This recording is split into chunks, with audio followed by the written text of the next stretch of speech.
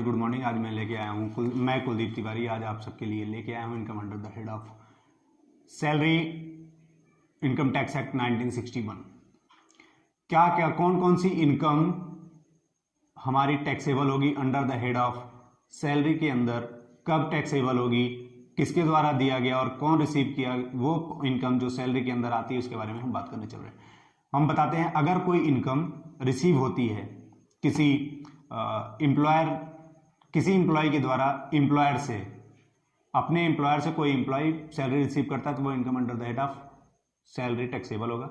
और यदि कोई इनकम मास्टर देता है अपने सर्वेंट को, वो भी income under the head of salary के टैक्सेबल होगा।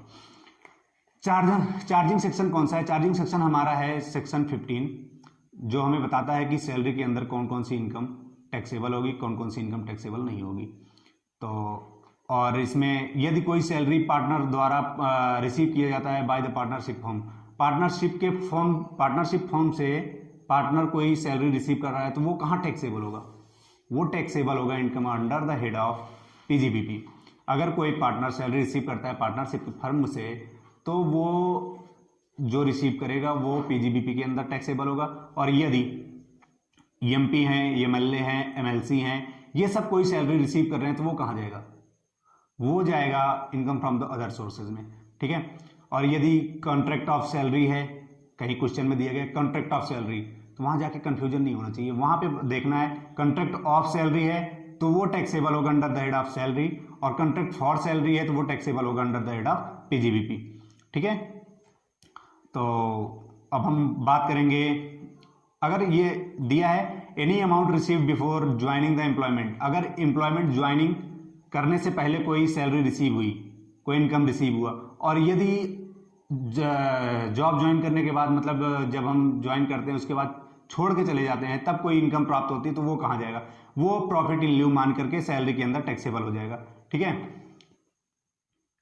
और यदि हम अपनी कोई इनकम प्राप्त की, सैलरी प्राप्त कर रहे हैं, उसको सेंट्रल गवर्नमेंट को हम सरेंडर कर दे रहे हैं, मतलब रिटर्न सेंट्रल गवर्नमेंट को दे दे रहे हैं, तो वो टैक्सेबल नहीं होगा किसी भी हेड में, ठीक है। उसका एग्जम्पशन हमें मिल जाएगा। अब आगे हम चलते हैं कि क्या कौन कौन सी चीज़ें सैलरी के अंदर आती हैं, कौन कौन सी नहीं आती है, इसके बारे में हम बात करेंगे। इसमें आता है जैसे बेसिक सैलरी या तो फुल्ली टैक्सेबल हो गया, ठीक है। DA in terms, not in terms, दो टाइप के डीए होते हैं। डीए इन टर्म्स होता है, अगर क्वेश्चन हमारा डीए इन टर्म्स के बारे में साइलेंट है तो हम मानेंगे जो डीए रिसीव हो रहा है वो नॉट इन टर्म्स का है। फिर आता है कमीशन का पार्ट होता है हमारा, commission is fully taxable if it is on turnover. तो अगर कोई इनकम रिसीव होता है, बोनस के तौर पे, बोनस अगर प्राप्त हुआ तो क्या होगा? बोनस अगर हमें मिलता है तो बोनस रिसीट ऑन बेसिस, ये टैक्सेबल होगा रिसीट बेसिस पे। जब हमें बोनस मिलेगा तब हम इसको टैक्सेबल करेंगे, तब हम इसको इनकम में, टोटल इनकम में ऐड करेंगे। अगर नहीं मिलेगा तो नहीं करेंगे, ठीक है। जब ये मिलेगा तब हम करेंगे, ठीक। अब आता है एडवांस एंड एरियर के बारे में। एडवांस और एरियर क्या होता है? एडवांस होता है जो हमें सैलरी टैक्सेबल, मतलब advance salary taxable on receipt basis, जो एडवांस होती है जब हमें प्राप्त हुआ तब हम टैक्सेबल कर देंगे, जब प्राप्त होगा तब टैक्सेबल।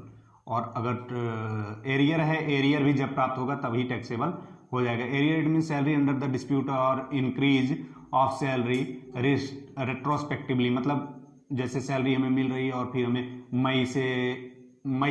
जैसे हमें मान लीजिए सितंबर की सैलरी मिली और हमारी सैलरी एरियर जो है वो हमारी मई में हो गई है, तो मई की सैलरी जो हमें जब रिसीव होगी तब वो टैक्सेबल हो जाएगा। मतलब जब से बढ़ी है तब से लेकर के अब तक की सैलरी जितनी इंक्रीज हुई है उसको जब मिलेगा तब हम टैक्सेबल कर देंगे।